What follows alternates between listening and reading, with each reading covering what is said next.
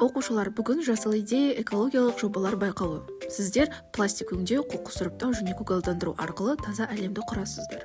Жыл сайын Қазақстанда 5-6 миллион тонна тұрмыстық қоқыс пайда болады. Пластик теңіздерді ластауға әкеледі. Дүниежүзілік статистика бойынша пластиктің 78% полигондарға түседі. Көгалдандырусыз ауа ластанады, климат өзгереді. Оқушылар, пластикті өңдеу өте маңызды.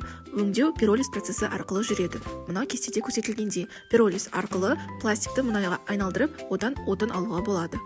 Сұрыптауға келетін болса, Қазақстанда 25% өңделеді, 6 жаңа завод салынды, және заводтар энергия өндіріп, ластануды 90%-ға азайтады. Жасыл Қазақстан жобасының аясында 2 миллиард ағаш отырғызылды. Ол ауаны тазартады. Бір ағаш жылына 20 килограмм қышқыл газды сіңіреді.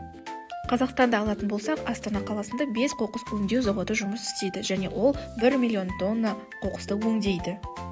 Біздің тараптан үйде пластикті сұрыптап, бөлек жинау керек. Сондай-ақ балконда ағаш өсіріп, қоқысты азайтуымыз қажет. Осылайша біз табиғатты қорғаймыз. Болашақ 2030-ға қоқыс өңдеу 40%-ға жетеді. 10 жаңа завод салынады, және Жасыл Қазақстан жобасының аясында 600 миллион ағаш отырғызады.